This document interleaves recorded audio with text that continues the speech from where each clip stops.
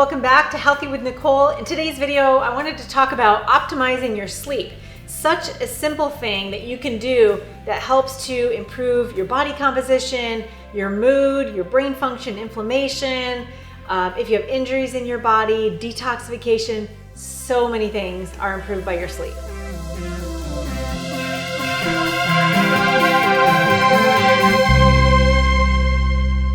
So how do we do it? Well, I think that one of the biggest problems is people are not getting enough sleep because they're drinking too much caffeine throughout the day. So take a look at your caffeine consumption. If you are drinking anything after noon, you might want to reduce that or cut it off altogether.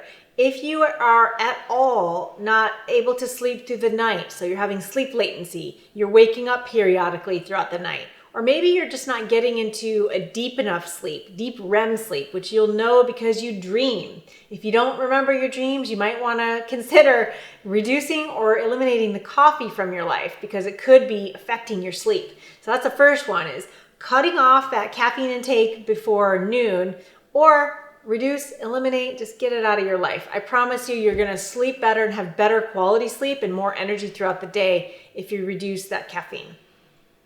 The second thing is we want to reduce stress. The stress hormones, cortisol and adrenaline, are pumping through our body all the time. Unfortunately, a lot of us get to the point where our cortisol is higher at the end of the day. So those stress hormones go up throughout the day. What we want it to be is high in the morning. That's what happens naturally, so that helps us to wake up. And then as the day goes on, it actually drops. So this is where you have most of your energy happening in the morning, and as the day goes on, you're slowing down.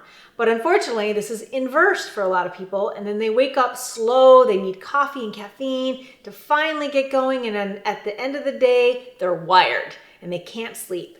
So this can be too much stress, too much caffeine, and adrenal fatigue. So you want to get that in line by reducing stress, practicing meditation, maybe some yoga in the later hours of the day. These are good ways to help bring your cortisol levels down. You can also do things like magnesium, lavender oil, CBD oil, anything that helps to calm your nervous system to bring those stress hormones down. Another thing you can do to help yourself get to sleep at night is some meditation and deep breathing. So it sounds weird that breathing would actually help you to sleep.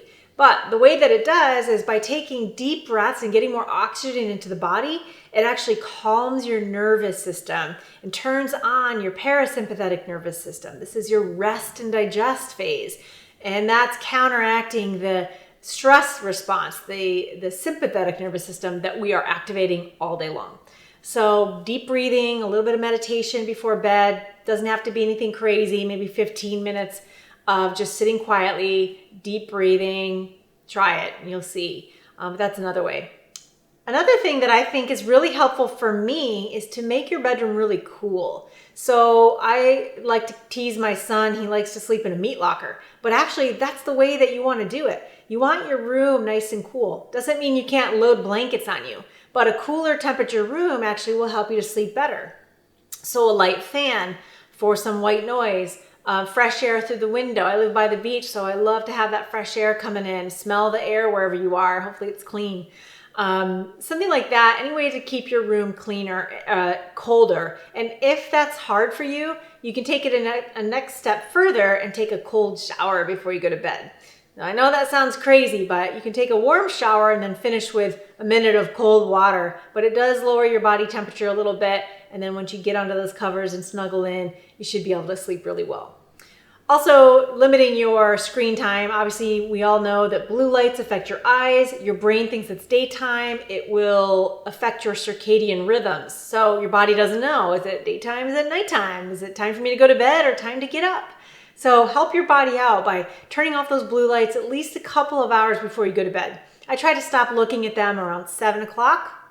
No more phone, no iPads, no TV. So I know that's hard if you like to lay in bed and watch movies, but at least try to do it, less. Maybe you watch the movies on the weekend, something like that.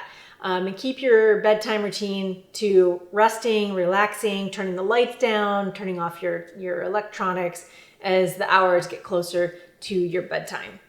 Another thing that you can do, and this is the last one I'm going to mention, is supplement your sleeping hours by taking some melatonin or other natural sleep aid.